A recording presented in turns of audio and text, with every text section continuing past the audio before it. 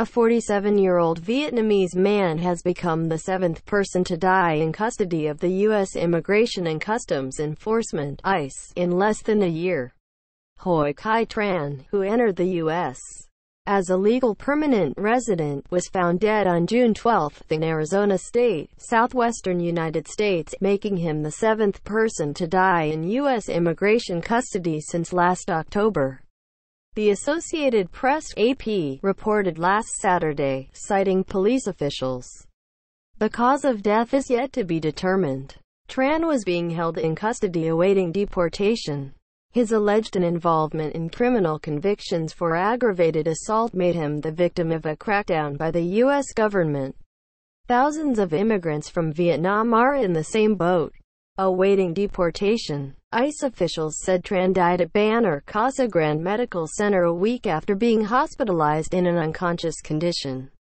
Earlier, he was being held at the Aloy Detention Center administered by ICE, when he fell into an insensible state on June 5 and was taken to the hospital. As per a 2008 bilateral agreement between Vietnam and the United States, Vietnamese citizens are not subject to return to Vietnam if they arrived in the United States before July 12, 1995. However, the United States is in breach of this agreement as it seeks to deport thousands of immigrants from Vietnam, according to Washington's former ambassador to Hanoi, Ted Osius.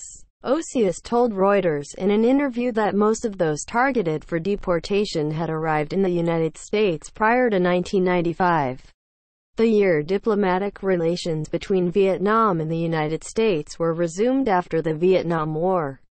Brendan Rady, ICE spokesman, said that as of December last year, there were 8,600 Vietnamese nationals in the United States subject to deportation and 7,821 have criminal convictions. The Trump administration has labeled Vietnam and 8 other countries recalcitrant for their unwillingness to accept deported nationals. According to ICE figures, 71 Vietnamese people were deported to Vietnam last year, compared to 35 in 2016 and 32 in 2015. The figures do not state when the deportees arrived in the United States. The video is sponsored by Ciantronic.com.